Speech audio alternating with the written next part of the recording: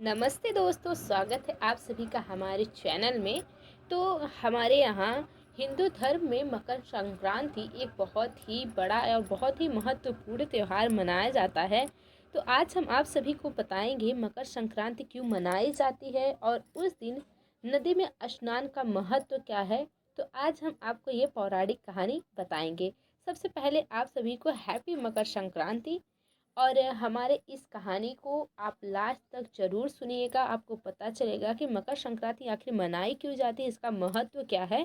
तो चलिए आज हम कहानी को अभी शुरू करते हैं। मकर संक्रांति हिंदुओं का विशेष पर्व है। इस दिन स्नान और दान का खास महत्व माना जाता है। मान्यता है कि इसी दिन ही भगवान शिव शंकर ने अपनी जटा से माँ गंगा को धरती पे उतारा था। मकर संक्रांति 14 जनवरी को मनाया जाता है। इस दिन पवित्र नदियों में स्नान करना, दान और पूजा करने का विशेष महत्व होता है। शास्त्र के अनुसार इस दिन सूर्य देवता दक्षिणायन उत्तरायण की ओर से प्रस्थान करते हैं। सूर्य का धनु राशि से मकर राशि में प्रवेश करने का कारण इस दिन को मकर संक्रांति कहा जाता है। धर्मशास्त्र के अनुसार इस दिन खरमास समाप्त हो जाता है और सभी शुभ कार्य प्रारंभ हो जाते हैं। मकर संक्रांति को लेकर बहुत सारी कथाएं प्रचलित हैं। कुछ कथाओं के अनुसार उसी दिन सूर्य देवता अपने पुत्र शनिदेव को मनाने के लिए उनके घर जाते हैं।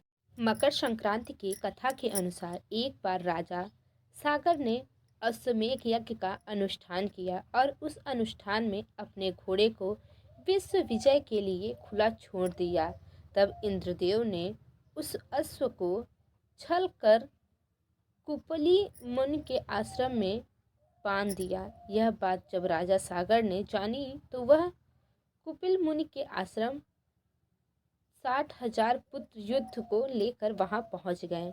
यह सब देखकर कुपिल मुनि को क्रोध आ गया और उन्होंने श्राप देकर सभी को भस्म कर दिया। राजा दिलीप के पुत्र और अंशुमान के पौत्र भागीरथी के घोर तपस्या की। उनकी तपस्या को देखकर गंगा माता बहुत प्रसन्न हो गई।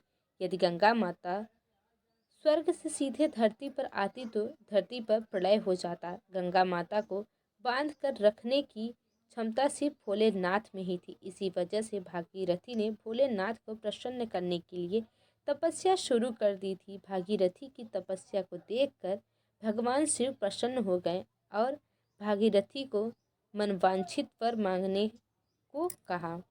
तब भागीरथी ने भोलेनाथ से गंगा माता को अपने जटा में बांधकर धरती पर धीरे धीरे प्रवाहित करने की विनती की। तब भोलेनाथ ने भागीरथी की यह अच्छी इच्छा पूर्ण की।